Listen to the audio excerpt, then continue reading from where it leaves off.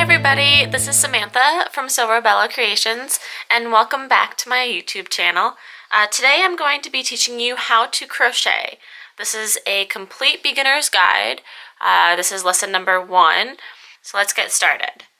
I recommend using a worsted weight yarn, which is a number 4. You can find this at any local Michael's or Joann's. If you have Hobby Lobby, they have beautiful yarn as well. And on the package, it will always say what number it is. So here I have it's a thicker yarn, but it's Lion Brand's Woolies Thick and Quick. And on every label, it's going to have the yarn weight, and it's going to have this little number here.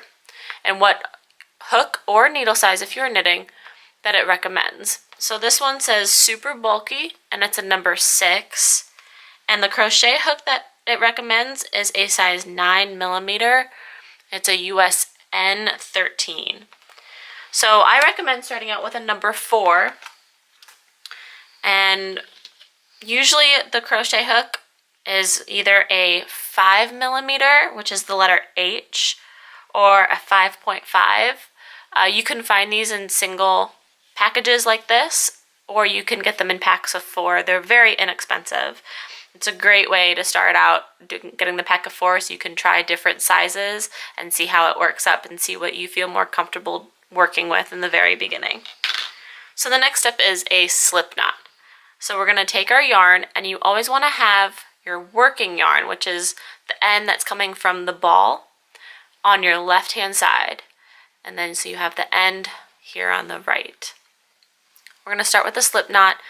Now this is just the way I do it. There's tons of different ways to make a slip knot. This is how I learned years ago, so this is the only way that I know how to do it. But you're going to take the yarn and you're going to wrap it with the working yarn to the left. You're going to wrap it over your finger twice.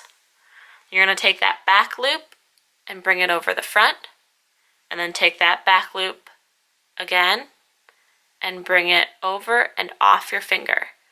And then you're just going to take these 2 strands and you're going to pull tight. See, it creates a little knot. And this knot can move, so you can make it tighter or looser. So we're going to take our slip knot and we're going to take our crochet hook, and we're just going to place that loop on the hook.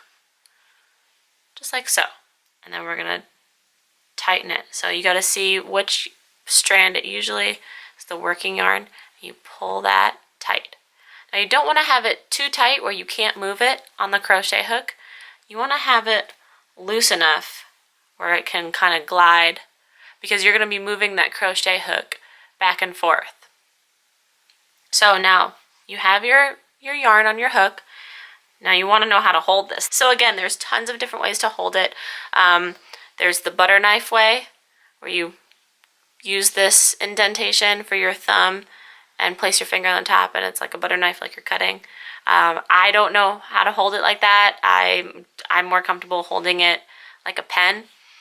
So you take your thumb still goes in the indentation, but it's coming down from the bottom, and you just wrap your hands around like you would a regular pencil or a pen, and then you can kind of manipulate the hook like that.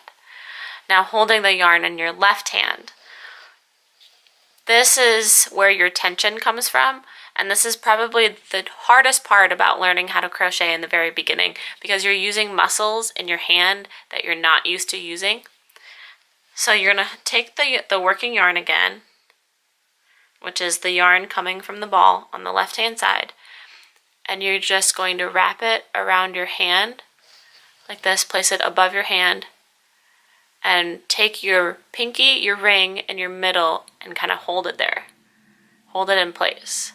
Then you're going to take your pointer finger and wrap it underneath, around, and up. Let's do that one more time. So you're going to place it over your hand.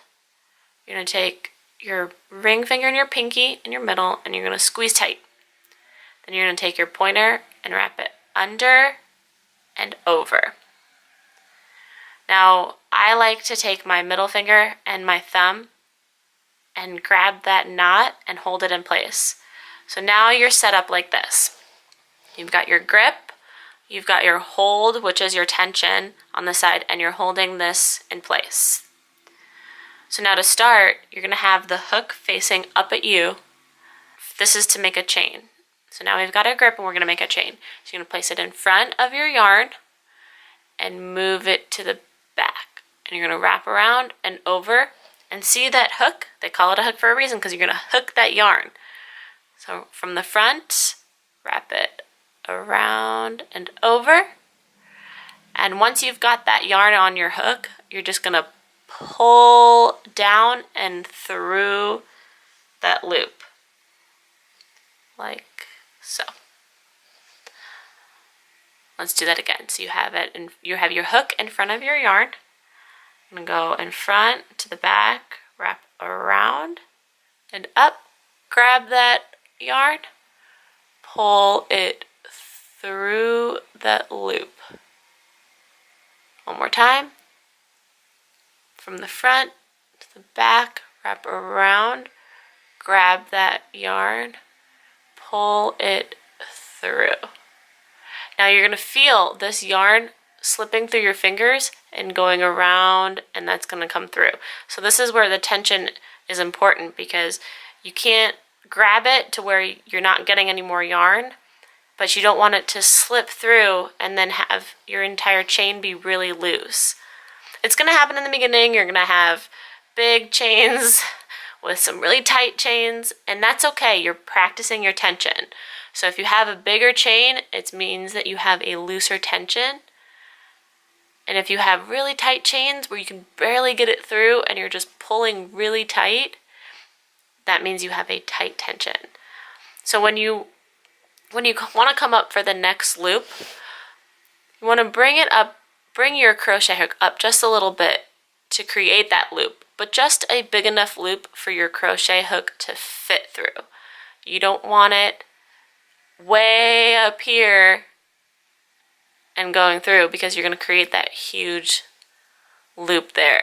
But you don't want it so close and so tight on your hook that it won't fit through there. That's not going to work either.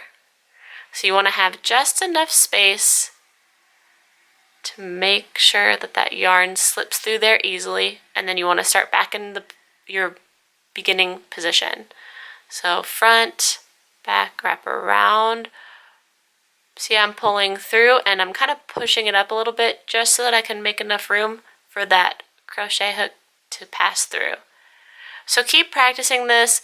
This hold with your left hand is going to feel really awkward at first, because like I said, you're using muscles that you're not used to using.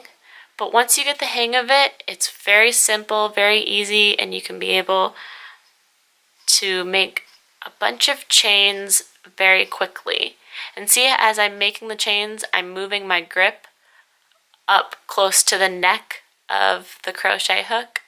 That just helps me keep stable and keep my tension and guide my crochet hook, because once I start making a lot, I have all this slack right here, and it's hard for me to guide the crochet hook where I want it to go.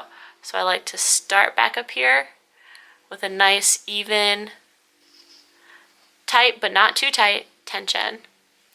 So that's how you make a chain. Now, see, in the very beginning, like I showed you, some were very loose and some were tight. That's what your chain is going to look like in the very beginning, and that's okay. You just want to keep practicing. Watch this video over and over again and practice, practice, practice. And the more you practice and the more you practice right, doing it the right way, the easier it will become, the better you'll get. All right, so stay tuned. We're going to do a single crochet next.